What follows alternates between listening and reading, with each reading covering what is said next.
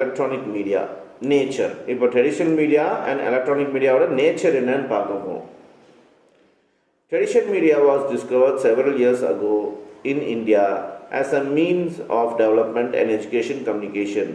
It has remained a significant tool in the process of motivating people in the desired direction. So traditional media வந்து பல வருஷத்துக்கு முன்னாடி வந்து இந்தியாவில் கண்டுபிடிக்கப்பட்டது. இது வந்து கம்யூனிகேஷன், எஜுகேஷன் கம்யூனிகேஷன் டெவலப் பண்ணுறதுக்காக ஒரு நல்ல ஒரு விஷயமா இருந்துச்சு ட்ரெடிஷ்னல் மீடியா. இந்த ட்ரெடிஷ்னல் மீடியா மக்களை மோட்டிவேட் பண்ணுறதுக்கும் அவங்கள கரெக்டான திசையில் கொண்டு போகிறதுக்கும் ஒரு நல்ல ஒரு ப்ராசஸாக இருந்துச்சு. It is the most appropriate medium for bringing about changes in the attitude as it's informal and unscripted in nature. This in turn helps the rural mass to accept social changes. So இந்த traditional media பார்த்திங்கனாக்கா மக்களோட ஆட்டிடியூடை change பண்ணுறதுக்கு ஒரு நல்ல ஒரு விஷயமா இருந்துச்சு. அதே மாதிரி பார்த்திங்கனாக்கா இந்த சொசைட்டியில் வந்து ரூரல், அதாவது இந்த கிராமத்தில் இருக்க மக்களுக்கு வந்து அவேர்னஸ் கொடுக்கறதுக்கும் அவங்களோட விழிப்புணர்வு கொள்றதுக்கும் நிறைய யூஸ்ஃபுல்லாக இருந்துச்சு ட்ரெடிஷ்னல் மீடியா.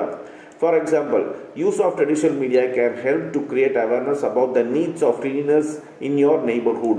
இப்போ இந்த சுத்தம் பற்றி சொல்கிறாங்க, நம்ம சுற்றுச்சூழலையை வந்து சுத்தமாக வச்சுக்கணும். இதெல்லாம் பார்த்தீங்கன்னாக்கா இந்த ட்ரெடிஷ்னல் மீடியாவில் கேம்பெயின் பண்ணதுனால தான் ரொம்ப சக்ஸஸ்ஃபுல்லாக இருக்குது அப்படின்னு சொல்கிறாங்க.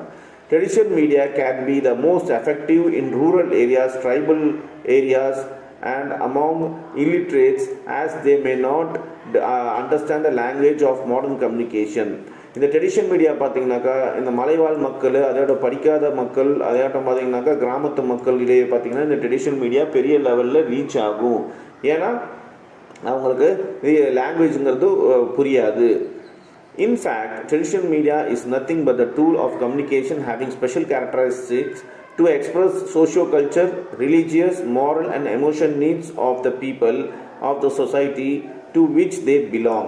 ஸோ இந்த பொதுவாக பார்த்தீங்கன்னா இந்த ட்ரெடிஷ்னல் மீடியாங்கிறது ஒன்றும் கிடையாது, அது ஒரு கம்யூனிகேஷனுக்கு உண்டான ஒரு டூலு.